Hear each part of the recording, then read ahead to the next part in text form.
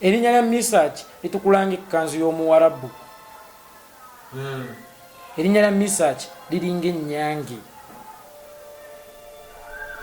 talyagala mu masanda ga ttooke.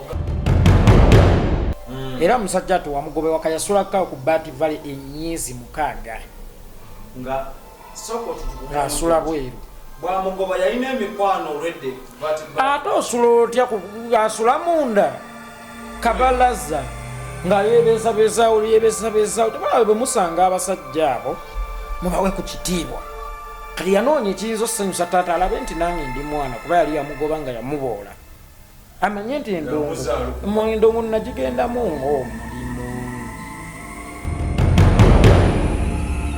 Bw'agenda yamugamba agenda n'ekirowoozo nti amusalire ku ttaka azimbeko akayumba taata we amanye nti wabuvunaanyizibwa.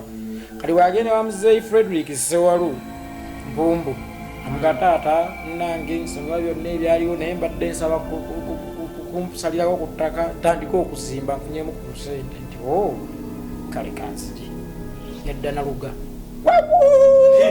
nga batebenta kirisa obagaana mu COVID-19 buli omu embeera erina bwe yamuafectinga somehow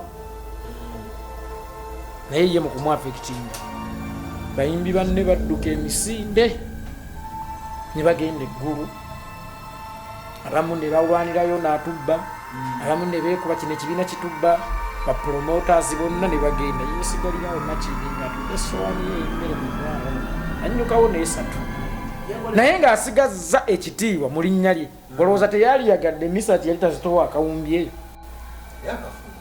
yali akafuna lwaki teyagenda ate chansi yali ki toyinza kukeera ku makya n'oteeka lumbe waka taata wawaka n'ogamba talina chansi emuliisa ku muceere. Kati Mesach Ssemakula ye yennyini ye kaadi etuuka eggulu n'atuuka wali n'asimba ali omubiri gwe ne batunula nti ani ono Mesach nti abusale bayagalira ddala yingi.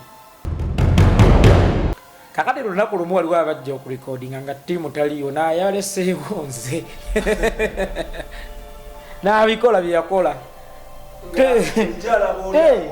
ne wabaawo ebigaana naye ng'era bw'obala omuntu atandika noga nti wono yakoze eki nga tebyabadde perfect ngalubidde ndabye tebyabadde perfect naye ng'akoze eki ng'agezezaako. Kati ttiimu bwe yadda yabuuza ani akutta ku byuma byange Mesach yadduka emisinde okukola ki okugenda atalinda miggo naye ate aba agenda n'akyuka n'akomawo. Kati bw'akyuka akomewo agamba naye bweradduka yasibamu ati nakaa naye kyo kimanyi nziro kafiyo kyayange amupaka enkadde akola walingawo studio bagitanga kase music recorder. Kati anoonya abaproducer bamulagirira ndi waliyo ebyakalenzi kato naye kalinga ewa ttiimu Kizito nga baleeta akalenzi yakatunuulira onaasobola ebyuma ggwe ng'oli kato nja kusobola omukisa munaye nga kakuba byuma nga bakawa omutwalo ogwo kabadde kasula enjalo manyi kyekitegeeza omutwalo gw'egyekyenda. Yaleeta abantu bangi leero abalina ku buyumba abalina ku mmotoka abalinnye ku nnyonyi abakola ki olwa Mesach ngani ne mu kirasi y'abagezi era mubaamu omusiru. Kati yo music industry yolongera Mesach nemukwasa n'effumu liriko olunyago